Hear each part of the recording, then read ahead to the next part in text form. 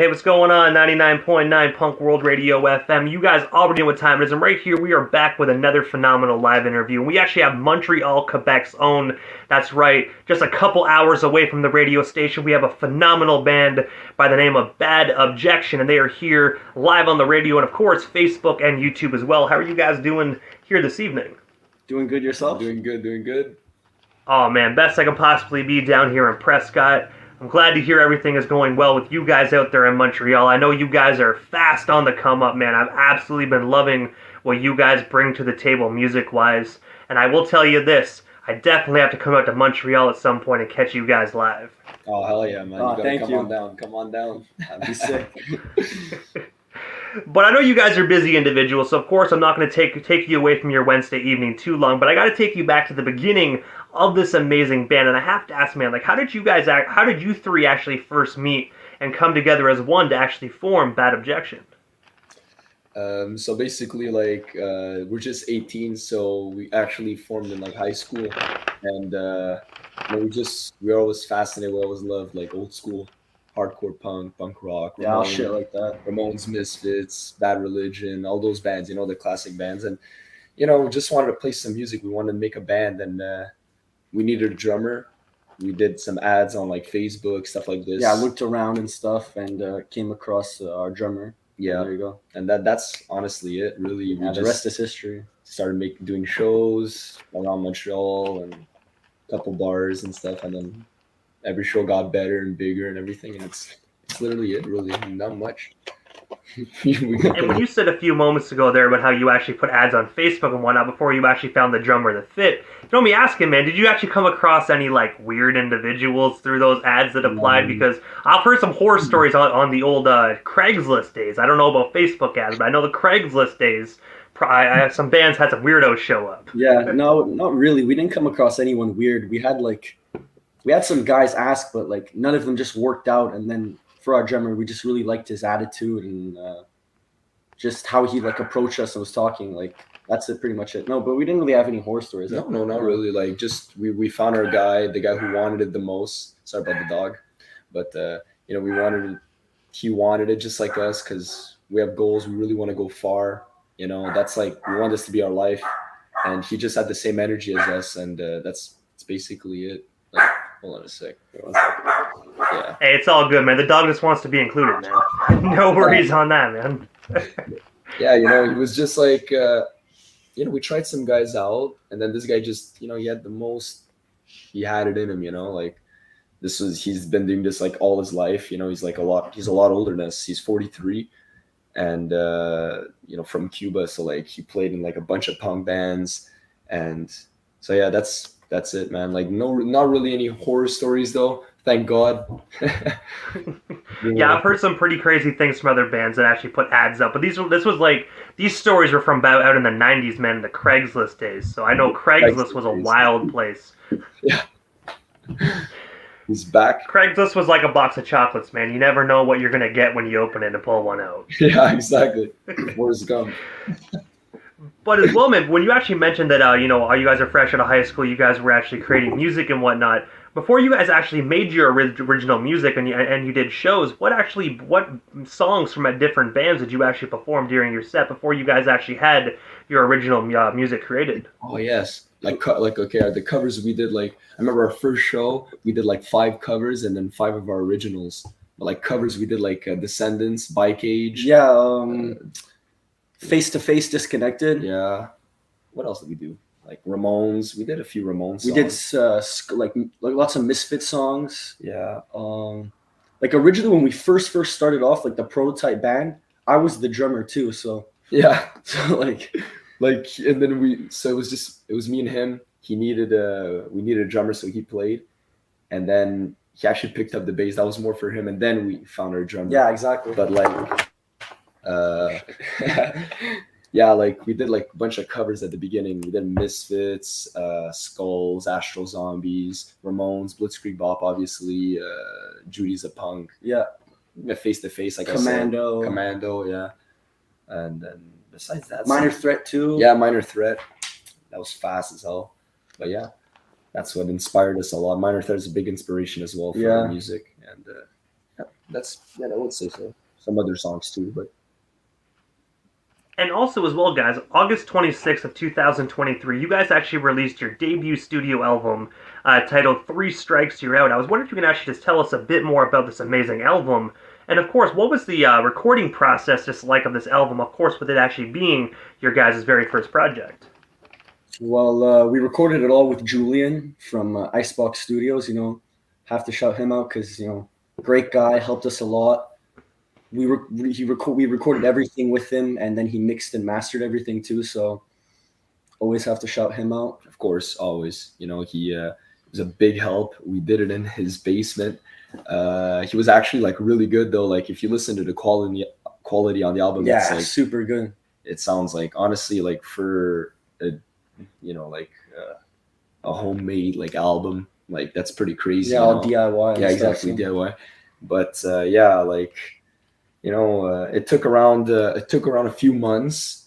But like writing the songs, like I know the last song, Bad Objection, that I wrote this in like 2019, and like we had a bunch of like changes throughout. At first it was the guitar, and then we changed it up with the bass. Like just the whole song changed, but like recording took how long around around since February. Like it was like we went through processes. Like we record the whole album once, and then that version that we recorded at first, we didn't like it, so we scrapped it all, and then we went back and re-recorded. It took about like 6 to 8 months around. Yeah, exactly.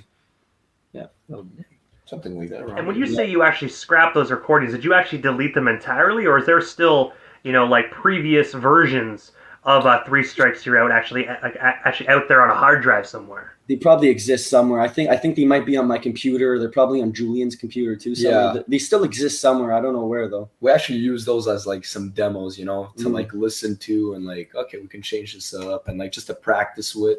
So it's just like, but like I don't even know. I don't even have them anymore. Like maybe exactly. Maybe I think I maybe have them. I don't know. Because that would be something good to have, like say 10 years from now when you guys are still doing the music. And if you guys have like a 10th anniversary like project, you can kind of release like a second disc alongside that, kind of like as like the uncut version. Like Linkin Park did something like that recently with the hybrid theory. They had a whole disc of just like uncut music, which was absolutely insane because half of it really deserved to be on the album. So I don't really understand why they cut it. Those alternative early demo musics. Am I saying music? Music tapes. Yeah. No, but it was actually sick because, we, like I said, like the whole process was in the basement, but then our last like day to record, he actually ended up getting more professional. Like it was already professional, but like a bigger space somewhere else, and that was really sick because that's when we did all the like the gang vocals and all that stuff. Yeah, all like, the backings and stuff. It was really cool, really fun, and it was a really fun process. That guy's great, Julian, amazing. Glad to say that we were like the first like band to record with him. Yeah, it was just cool. And before we move off the topic of this album, I have to ask, man, like, is there any hard copies available of Three Strikes You're Out? And if so, where can we actually snag ourselves a copy of it today? None right now. Yeah, none yet, but we're gonna get some like hard copies soon. Yeah, they're in the works. They're in the process right now. We only have like it released all online, like on all platforms, but we're gonna get the hard copy soon. It's just a work in progress right now. Like trying to like getting the distributor and then manufacturer to make it and all that. Exactly, all merch and stuff as well. Like we do some merch, but like I said, it's all like we do it ourselves, and where we're gonna get more, like how can I say it? With time. And also as well, August 26th, the same day you dropped this record, you guys actually did an album release party where you guys actually shared the stage with Killer Doctors, Don't Tell Sarah, and of course other amazing bands as well. I was wondering if you can actually just tell us a bit more about that particular show, and of course, what was it like just, being the main act with all these other amazing bands just like yourselves? Great. It was sick. I mean, the crowd was really fun, and a lot of people came out to like support us that night, and it was fun. Like we had we have a guy who takes photos for us every show, Simon, and he came up and he did like a little speech. It was cool. It was really fun. Really good time. It was just honestly, it was up there with our best shows. It was a really fun show. Everybody, well, a lot of people came out to support, and yeah, it was just a really fun time. Honestly, yeah, really good time. And I've seen some photos of it as well, man. Like you actually said, some photos, and I have to say, man, it looked like an absolute killer event, man. It looks like it was a great turnout for you guys as well. Yeah, 100%. And we also have a user-submitted question from UGHC saying, did they ever get into skateboarding and graffiti at all? We kind of had like a little skateboarding phase. I'm not gonna lie. For like 2 months, like at the end of high school, like we were skateboarding for like 2 months. Yeah. And I skateboarded that summer a bit, but then I just said fuck that, and I ended up quitting. So yeah, same. It was like a little phase, but graffiti, honestly, no. But at least not for me. But like skateboarding, yeah, there was a phase, there was a moment. Like I don't know, just kind of give up on that a bit. Yeah. We were like screw that, and then just started focusing on music and stuff. Yeah. Really, that's all. I don't blame you guys, man. When I was younger, I was huge into skateboarding, and then I think last year I tried getting back into it, man. And I'm almost 30 years old, man, myself. So I got back on the board, and I just was like skating, and I was like, man, I'm gonna break something. It's not gonna heal properly. I was just like, I ain't gonna lie, I pussied out. I'm like, I don't know, man. I don't think I'm gonna recover from this if I fall. So, and I'm like 6'3", so I'm a big dude. So I'm like, you know, bigger they are, the harder they fall. So I'm like, you know what? Fuck it, I can't do this. Amazing. But also as well, guys, October 13th, so just coming up next week, you're going to be playing at the Purple Room alongside Mooch and Old Soul. I was wondering, what can we actually expect from this up-and-coming performance? And of course, where can we actually snag ourselves some last-minute tickets? All right, so fun fact, the Purple Room is actually the place that we were like the last day when we record our album. Yeah, it's the same place. Yeah, it's the same place. It was like in a room in there. It's like the Purple Room is a new place, a new venue. New venue, yeah. And Julian, the guy who recorded our album, is the bass player in Moosh. So he gave us the opportunity to open up for them. They're like a really great band from Montreal. And so, yeah, we're like the first bands to like play in this new venue. Like it's a new venue in Montreal. And like, yeah, exactly. Like we have the opportunity to be one of the first bands to play there. And it's also cool, like Rick said, we also did record our last day of the album there too. So, and for tickets, like it's on the website. I don't really know. We have it like in our link tree on our on our Instagram. Yeah, exactly. It's all our social medias. Yeah. But yeah, it's somewhere here if I can check. Yeah. And what I can do as well, guys, actually, because like obviously this is a live broadcast, but on the YouTube feed, I can just go back afterwards, like edit the description.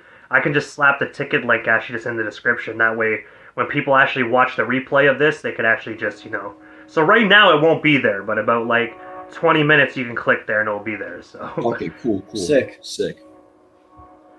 But also I have to ask, guys, because obviously you have this phenomenal album that just dropped a few weeks ago on the 26th. You have this amazing show coming up at the Purple Room. Is there anything we happen to miss during this evening's interview that you still want to talk about, touch on, or promote? We still got you here live on 99.9 FM this evening. Drummer, we say that?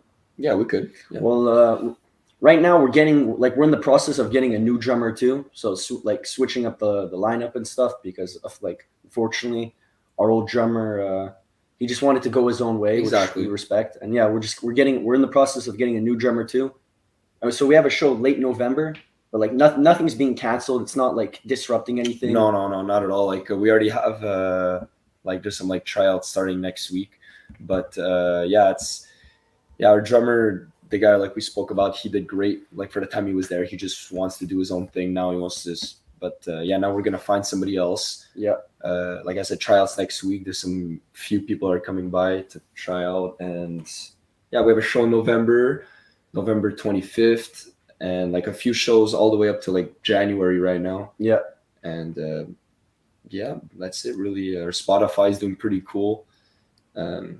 Make sure for everyone to check out the album and support. Besides that, anything else? That's all I can think of. Yeah, that's all I can think of. Yeah. And also, guys, before we actually part ways, obviously I know how to follow you on social media, but for the individuals that are just discovering Bad Objection right now, how can they actually go about following you guys on all social media platforms if they're not already doing so?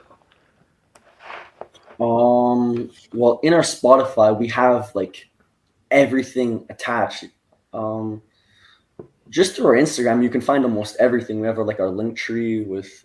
Yeah, like it's just Bad Objection official, or just Bad Objection on literally everything, like YouTube, Instagram, Facebook. Yeah, same with our email. Yeah. It's just badobjection@gmail.com. Badobjection@gmail.com. It's pretty simple. Everyone can, not complicating. And but yeah, on our Spotify at the bottom it shows our link. Well, our Instagram. Yeah, like our is there. links to all the Exactly. stuff. Yeah.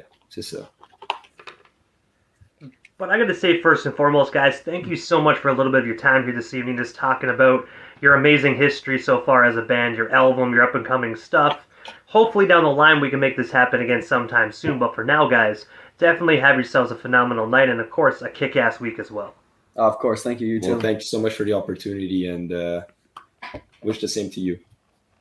Hey, you're most certainly welcome, guys. Definitely have yourselves a phenomenal night. Take care. Thank you. Take care. Thank you.